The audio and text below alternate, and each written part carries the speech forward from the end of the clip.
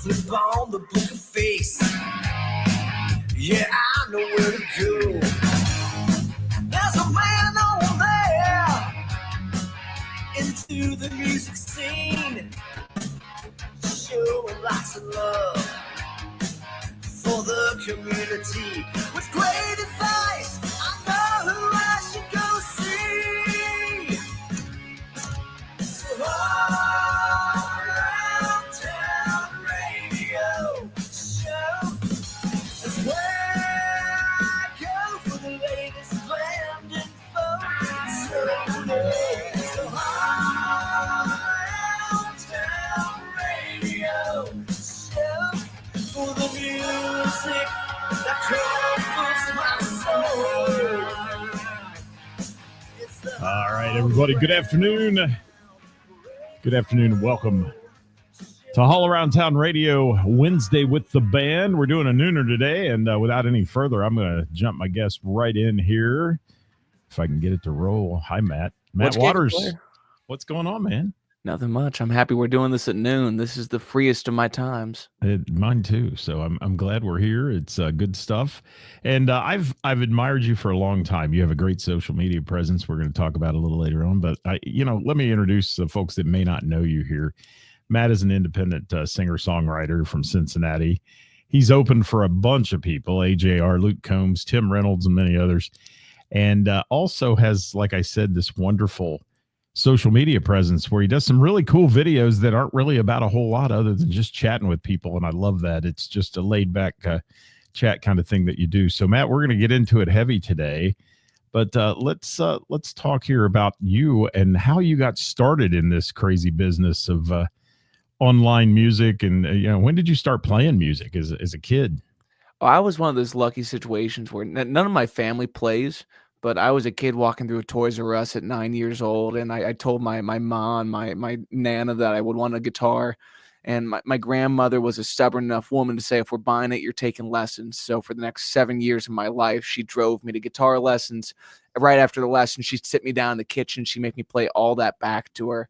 So I had somewhere between a captive audience and a forced hobby in my life that I fell in love with at a young age. Then around 14, I started playing in bars and restaurants on family vacations. I had the kind of dad that would love to sit around and drink and tip somebody a 20 to see if I can play Jimmy Buffett with them. So I quickly kind of got indoctrinated into that style of work. And after those trips, I was coming home and just starting to find my first gigs. So I was checking out things around Cincinnati. This is the only job I've ever had. I've never worked a formal gig. I've always made my money playing music. So wow, that's admirable as well, because most musicians I know, they hold down that day job. So you're doing the music thing, and you've got a unique style. I've watched your videos, like I said, online during the Blizzard thing the other day. Snowmageddon, you were doing some songs online and stuff, and it's just good stuff. And it seems like your mind's always working, Matt. I mean, you're always spinning on what can I talk about next? What can I do next? Where's that come from inside? I have a dad that's a serious chatter. So I was always raised in a home where the interest in people was always kind of at the forefront. And then my love of music really stems from putting people in motion. I've always loved really danceable stuff. So I like to, trying to keep the antenna up to new ideas, new songs that might be popping up into my life, and trying to bring that to live audiences is my number one passion. So on that note, then, do these things just pop in your head and they're like done in 5 minutes, or are some of them real long, thought processes and like putting together a tune? I would say most of my ideas show up relatively in full. Like I'd say the muse is kind of en route, and if I can't get the whole song out in that first go at it, most of the time the idea falls flat. So trying to let inspiration hit and then come out, I think it's the ultimate refinement of the craft, is saying I can play catch with this thing because I have the facility worked out. If I hear the chord, I'm going to play the chord. If I hear the melody, I can sing the melody. And now I'm trying to figure out the recording aspect of it. So since the pandemic, I've been spending my time learning how to produce and do all this stuff from the abode of my parents' basement. Well, let's backtrack. This guitar, and you know, you're very accomplished as well. And this guitar that you got years ago and took lessons. Do you remember the first song you ever learned to play on that guitar? The first song that lit my world on fire, like, you learn the typical crap like "Ode to Joy" and whatnot, but it was "Rockin' Robin" by the Jackson 5. I'd never heard of the Jackson 5, and I just was playing that melody, and that's where kinda, like, dance music hit me for the first time. So, that was we sat down in the kitchen, I wouldn't stop playing it. I wasn't being forced to recitate, something like that. I would have never in a million years picked that song as the one you learned that you really grabbed you and learned to play. I mean, that's crazy, and it's a great tune. I mean, it's catchy. It's got that fast style to it that everybody loves. But you, it's funny because you're a humorist as well. I mean, you really don't get too uptight about anything, do you? I'm not the type to take myself too seriously. I don't think I've really earned that place in people's life. I'm more just a goof and a character. And what you know is that where you're reaping the benefits of the social media side? I want to talk about your social media presence, obviously, because it is more laid back. I saw a recent interview you did with Nikki Forte, or you guys just sitting talking, and she's great, and she did a good job of answering questions with you and things like that. But yeah, that to me is a style that a lot of people don't have. You know, everything is formalized. It's you know, scripted and so on. And you know, we talked before the show. I got bullet points that I want to hit on, but I don't ever script anything, because if I try to script it, it goes to hell quick. It does. And, I can understand that, man. you know, I'm someone that if you give me something to read off, I'm gonna go off script regardless how much I prepare. It's just mainly in my nature to live in the moment rather than go over what you told me to. you ever say sometimes, boy, I wasted a lot of time preparing because that interview would have been great without any prep at all. It's just, you know, one Yeah, of well, those. I feel that way about set lists most of all. If I don't have a band that knows my whole catalog and the large slew of covers that I'll stick in the show, it's like, well, we're gonna get derailed very quickly. So thankfully, all the monstrous musicians in my life are very capable of following the idea on a whim that might pop up, and we can just run face first into it. And I love that as well. That's one of the things that really turned me on to the Cincinnati music community, was the fact that there's so many players there. And I use the Bell and the Bear as an example a lot because of their jam night. That's one of those nights where, you know, they look at each other and like, you ever played that before? No. You ever played? No, let's try it. And then the next thing you know, it sounds like they've played it for 30 years, and they're There's just great something really special musicians. there. I It mean, is. those Thursday nights, like how do you prepare for that as the house band? How does the Jamie Combs get in shape for that kind of thing? I think you just sit in your room with the lights off and you say, whatever happens, happens. We plow into the darkness regardless how it goes, especially someone that's a multi-instrumentalist like that. Yeah, you're just good. I mean, that's all that I can say about that. They're just good and good at their craft, and you know, you obviously are as well. And I want to touch more though on that social media stuff, because you're doing a wide variety of things. You're on there playing your music, just you and a guitar. You promote your shows like everybody should promote their shows, I will say. Thank you. But you also have these little talks back and forth, and you have a podcast. I know you said it was on the YouTube channel. But how do you, I mean, how do you separate all that? Because it is all different.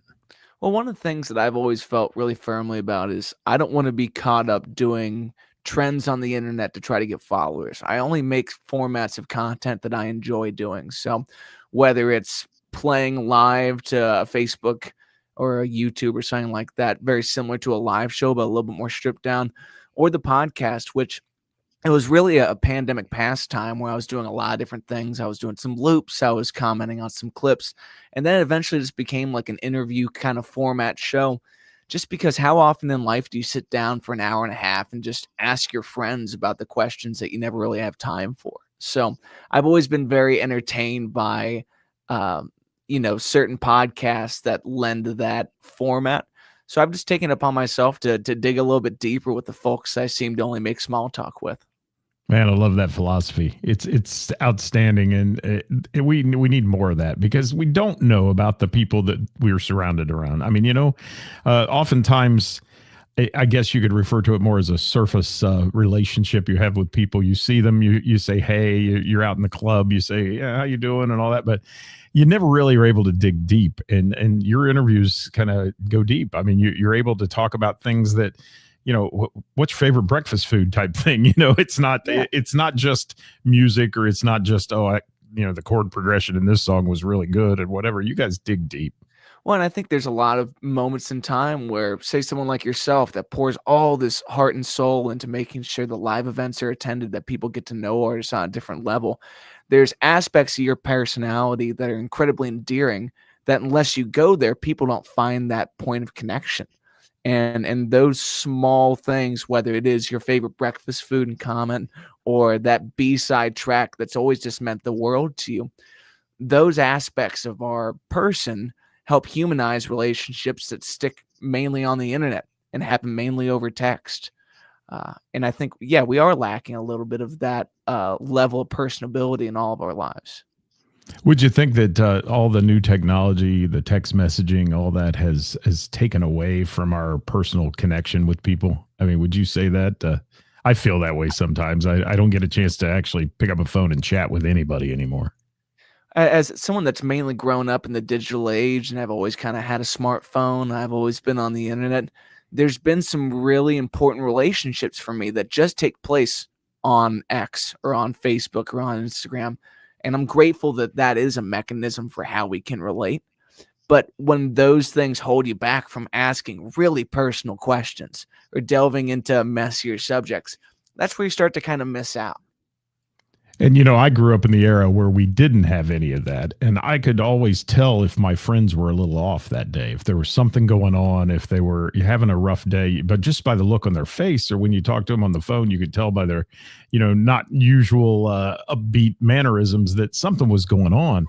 And I think sometimes we lose a little focus on that in the world of digital technology. Don't get me wrong, the advances we've made today are fantastic in the way of what we're doing right here. I mean, no one would know you in my world if you weren't on here today. So that's a good thing. And speaking of that, let me say something real quick.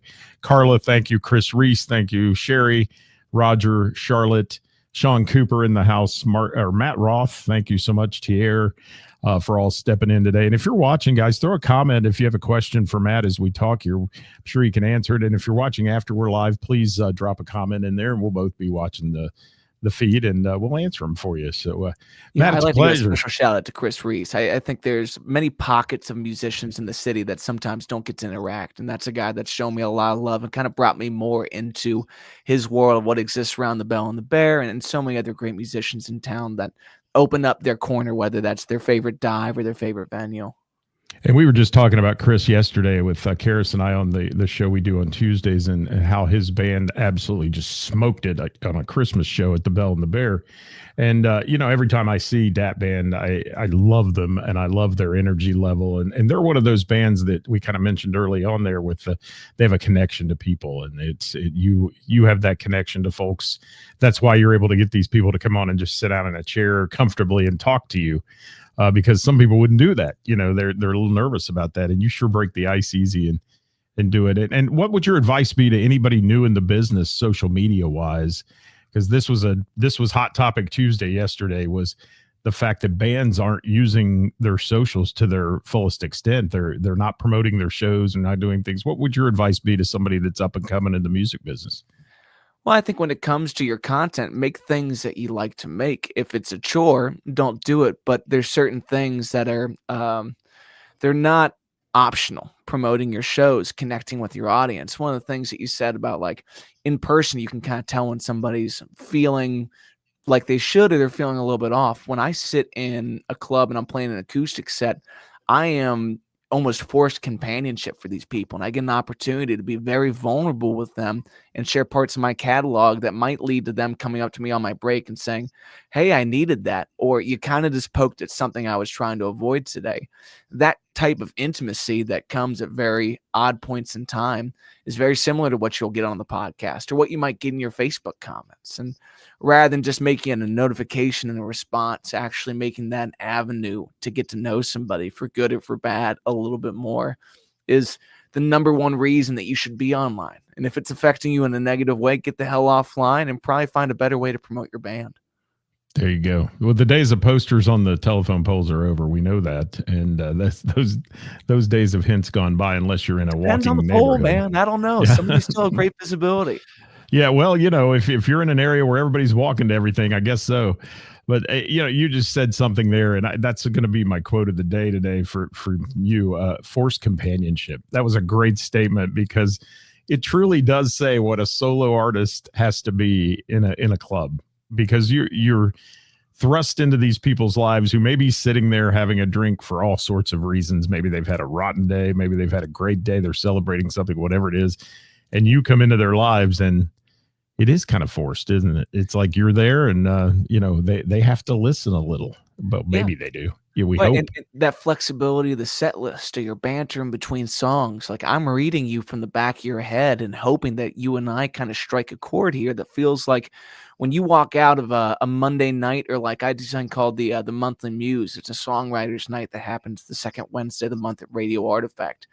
This is all original music that you're subjecting yourself. Okay. And now we have this somewhat forced relationship. If you chose to sit down today and I got a song I wrote for my nephew, and I hope for some reason these things collide into the soundtrack of your life, because as a songwriter, the number one thing I want to do is put music into your life that feels like it helps push some momentum forward in the way that you're looking for.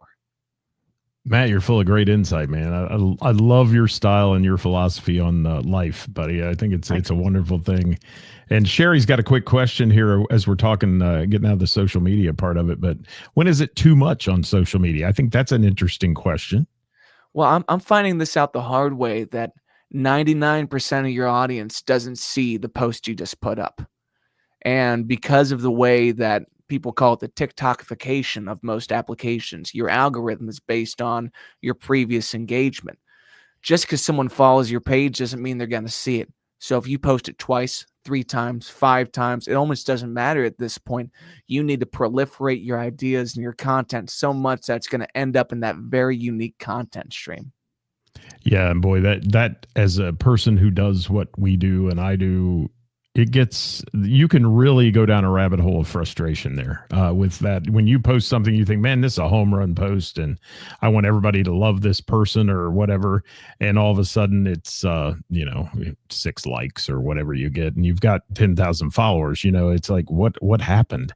And oftentimes that also that algorithm, I think the computers, they tend to send me messages all the time because I'll push the edge every once in a while and do something, and it's like, oh, you've been slowed down in the feed, or you're this or you're that, and that does hurt for a while. And it's tough for somebody trying to work hard to do this like we do every day. And you're doing it for a reason kind of other than what I'm doing. You're doing it for a reason. Obviously, you're promoting your own business and your own music, but I think you really dig what you're doing too. I think it's a good thing mentally for you, right? Absolutely. I mean, the social media, it's sometimes the notification is the game you're playing. And sometimes you need to re-incentivize yourself. It's not about how much engagement, it's how many posts I put up today. I wanted to do 3, maybe I hit 4. Maybe that feels great. Like, finding ways to simplify that and create something that you find interesting and pleasurable to do is a huge part of it. So whether that's removing the boundaries of, I keep my microphone set up right here and I can walk in, I can just knock it out. That's how you make this game doable, or else you're kind of suffering through, I got to set my shit up, I got to get my microphone ready, my Wi-Fi sucks today. You have to find ways to remove the barriers of logistics and open it up for you to be creative, which is the number one reason why folks do well on these things. It's because their creativity has hit somebody and made their afternoon a little bit easier. Most of y'all are probably sitting at 9 to 5 right now, looking at a lunch that you probably shouldn't have microwaved for as long as you did. And I'm just here to make you giggle and maybe bring you out to a show. It doesn't matter. That's awesome. Yeah, absolutely. And Carla, thanks for that. Yes, music is a beautiful language, and that's why we do it here. I mean, that's what I love music, and I love what music does for me. And Sherry says one more thing on the socials here. Matt, do you follow a schedule of what you post? And that's another great question, Sherry. I try not to keep it too clockwork because I find that that can bore me, but there's certain non-negotiables in my life. I do my gigs this week on a Monday or a Tuesday just to make sure that if someone wants to share a video of me talking about their venue, it's available to them. Then I use certain things, like there's an application called Opus that will take my podcast and help me build clips. So clip the show, caption it, and then I can start to post those on a schedule. So I don't have to be looking at my phone all day. And then if you see me doing a performance clip where I'm sitting there with an acoustic or I'm playing guitar in my studio here, that normally just happened. And that's just the whim that's going on and feeling creative with that song or wanting to promote. So it's it's somewhere between regularly scheduled programming that I can get in front of and partly leaving space for myself to enjoy making something, like I said. I'm glad you said Opus because I have a friend who does international social media. He's very well known. He talks about basically young investors and things like that. And he said, if you're not using Opus clips, you're a fool, is what he told me. He said you need to get into that. And then I've had several musicians kind of mention it on the bigger level, and I thought, maybe I take that dive and give it a try and see what it'll do for a while, because it just seems to me like it's a great way of drawing out the right things out of what you had in an hour-long show and making them highlights, which we really all need to do. And you just don't find the time to do it, Exactly. It's such a chore, and you don't have the man hours to be competitive in a world where other people are using these tools. Like, it's one of the few points creatively that when you talk about AI and its place in your life, if you're not utilizing it, you're falling behind. And you're only capable of so much. And that might be your style. You might say, I'd rather put up one post a week, but that's going to feel right for me. You can follow your gut in that. But I will say 99% of your audience isn't going to see the post you made today. So you might as well make 3 of them. You might as well make 2 of them. Amen to that. And Sherry's got one. Sherry, I have seen the show today has turned into, we should do a show, Matt, together on social media, because Sherry's got a lot of questions. A lot of people do. Her last question was, what platform do you think is the most effective? That's one that I get asked a lot. And what do you think? It depends on your audience. Certain styles of content are going to pop off more on certain platforms. But I think there's generation gaps between certain places. TikTok is probably going to be the widest lens, but who knows if TikTok's going to continue that way. YouTube tends to be a little less age specific, but you get certain styles of users. So I think the real goal here is find programs like Opus, find ways to make your content that you can keep dumping it onto all these platforms and see what proliferates, because I've had tons of things that I'll post on Facebook. It's a dud. I post on Instagram. It's a dud. But TikTok ate it up. Does that mean it's going to be the same tomorrow?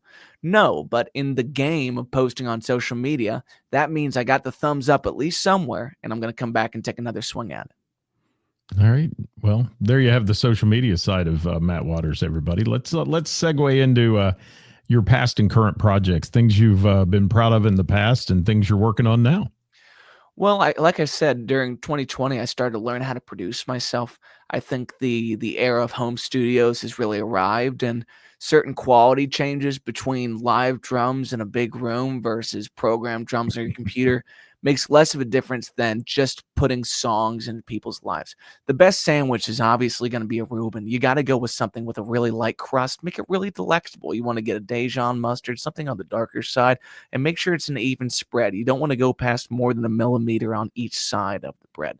Going back to what I was talking about for production's sake, though, you just want to make sure that you have the opportunity to be creative and get rolling with it. So I have some new singles that I'm getting ready to roll out, a particular song that I'm a huge fan of called What's Gonna Stop Me. We just filmed a video back for that. So getting ready to drop some new music, but I want to make sure I have other things loaded and ready to go in that regard. So there's probably going to be 5 or 6 new singles this year. And then I got a live album that we're filming on January 25th at Radio Artifact. That's going to feature probably 14 songs, my band, The Recipe, in its fullest form. I think it's a 7-piece or an 8-piece band, and we'll have Apostle Jones opening up the show.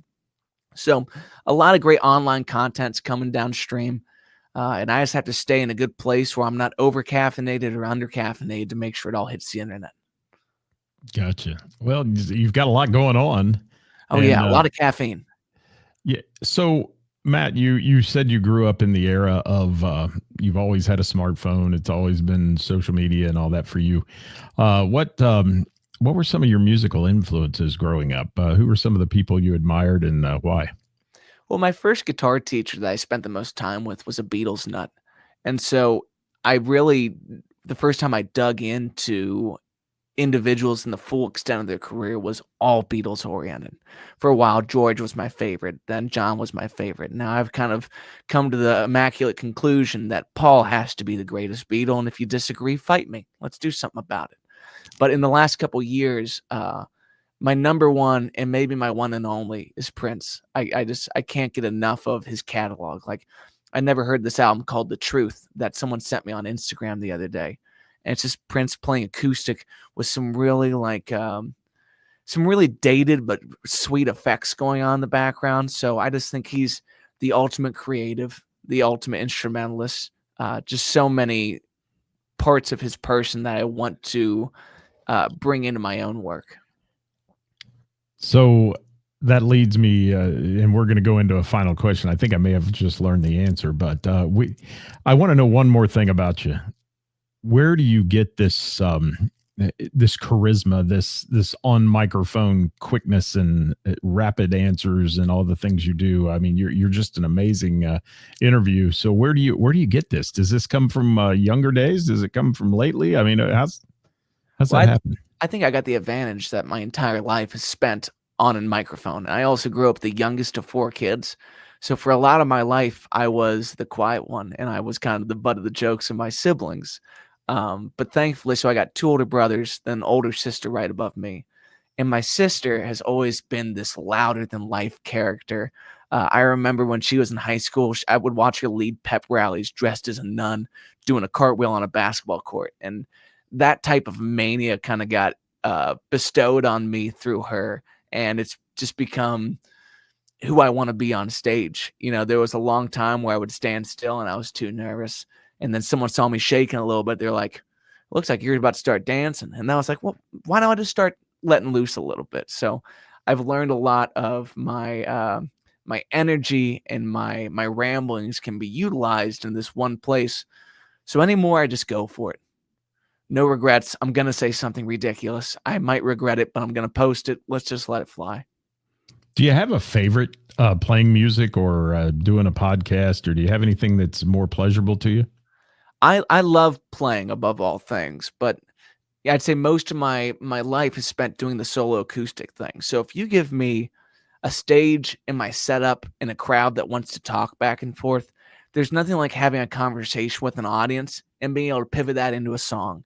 And by the time that song's done, I can go with somebody else's idea. It's almost like having a musical Q&A that can go on. And again, you're trying to read people's lives. If you like this love song, well, I'm sure you need a breakup song every once in a while. So let's take this swing.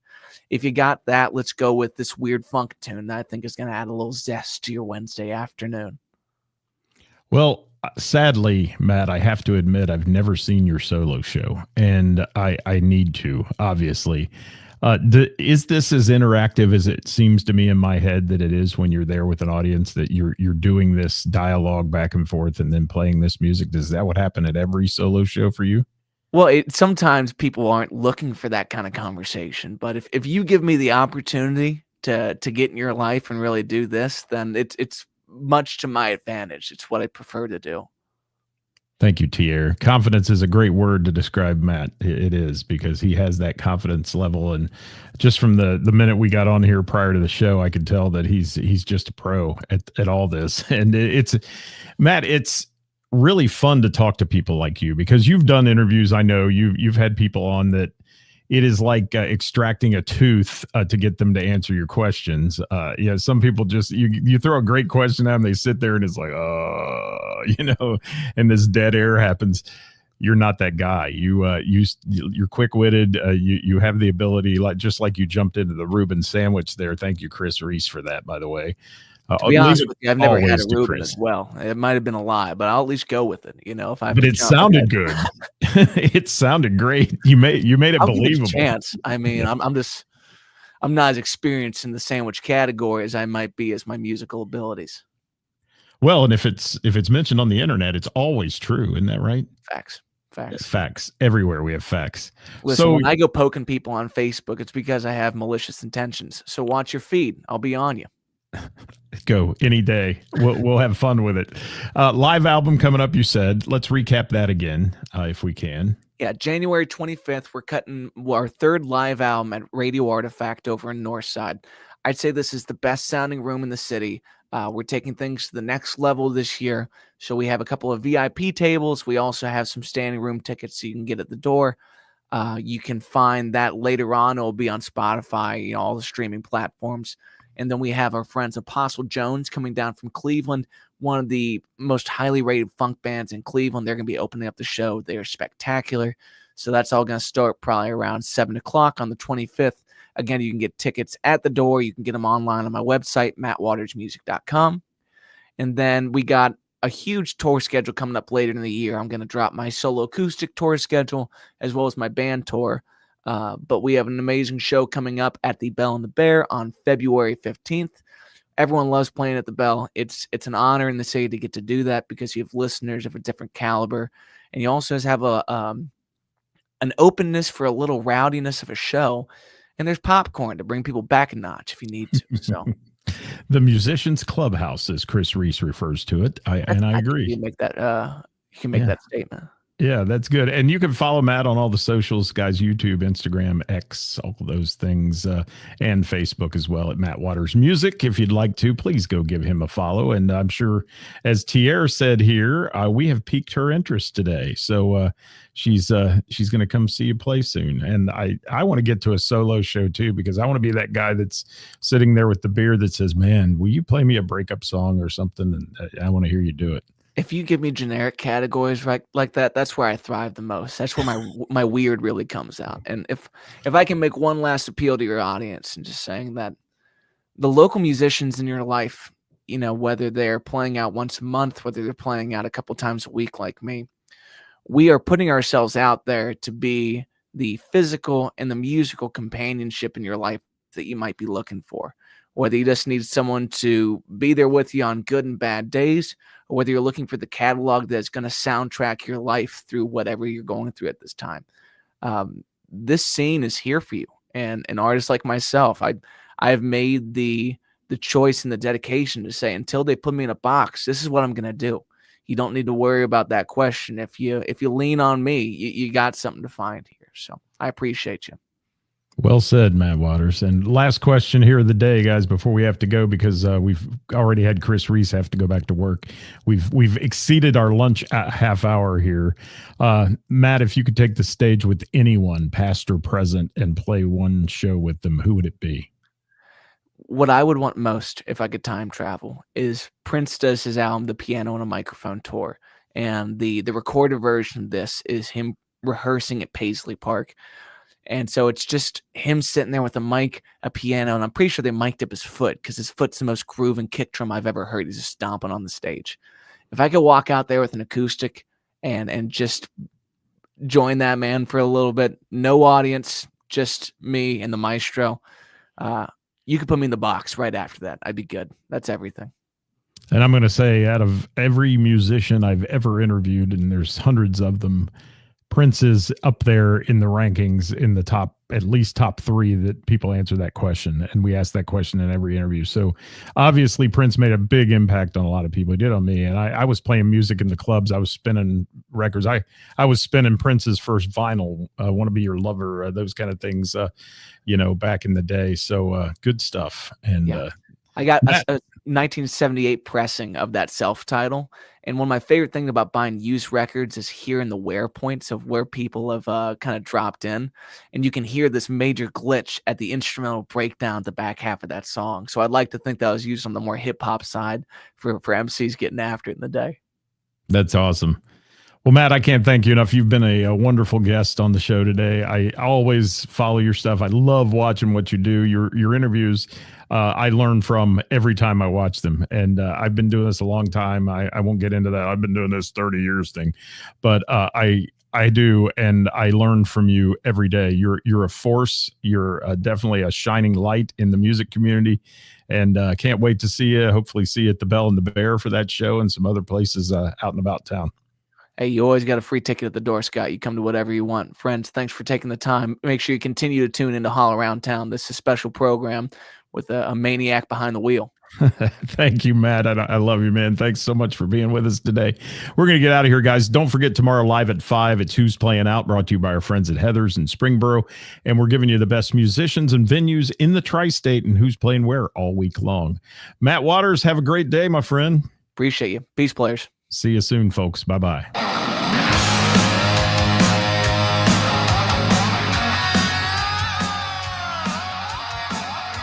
Thank you, Carla.